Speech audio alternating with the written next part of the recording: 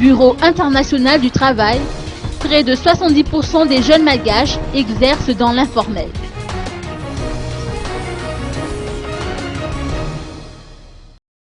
« 69,4% des jeunes malgaches ont un travail non régulier, compte tenu de l'ampleur du secteur informel dans l'économie de Madagascar. Les conditions de travail des jeunes restent précaires dans les emplois salariés et rares sont ceux qui bénéficient des avantages sociaux fondamentaux. L'inadéquation formation-emploi touche 6 jeunes sur 10, autant de faits dans le rapport de l'enquête nationale sur la transition des jeunes vers la vie active à Madagascar, présenté à l'hôtel Colbert.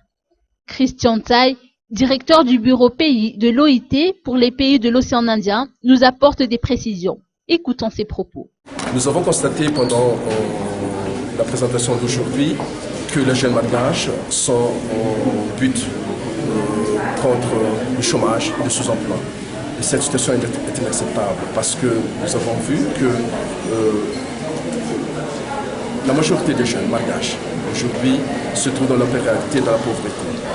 70% des jeunes sont issus des familles pauvres. Et nous pensons que nous devons adresser ce problème de pauvreté des jeunes à travers l'emploi. Pour cela, nous avons suggéré qu'il y ait un recrutement massif dans les secteurs sociaux de base, comme l'éducation, la santé, la nutrition, la sécurité et la gestion des catastrophes naturelles. Nous pensons aussi que nous devons avoir une vision nationale. Le secteur privé, le secteur public, la société civile devait s'accorder sur une vision nationale pour accorder la priorité à l'emploi de jeunes. Et pour cette vision nationale, nous pensons qu'il y a des mesures concrètes et rapides à mettre en œuvre, notamment l'accord du secteur privé pour recruter les jeunes en abaissant sa rentabilité. Il s'agit d'une vision à partager avec le secteur privé. Nous pensons aussi qu'une politique sur l'apprentissage, sur la mise en stage des jeunes devrait se faire à Madagascar. Et tout ça nécessite, à notre avis, une contrepartie au niveau du gouvernement malgache et de lâcher cette pression fiscaliste au niveau des entreprises pendant un certain temps. Et ce pacte entre les entreprises et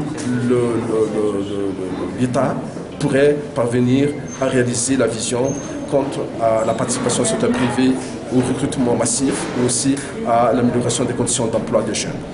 Pour cela aussi, nous demanderons aux jeunes d'être encore plus inventifs, d'être encore plus créatifs pour créer leurs propres micro-petites entreprises. Et pour cela, nous pensons que les banques et les institutions de microfinance devraient développer des produits adaptés aux jeunes à Madagascar. Et l'ensemble de toutes ces actions devraient parvenir justement à cet objectif. Le gouvernement malgache a fixé à 500 000 emplois à créer avant décembre 2015. Nous pensons sans cette vision nationale, sans ce plan national d'action, il serait très difficile de réaliser cet objectif.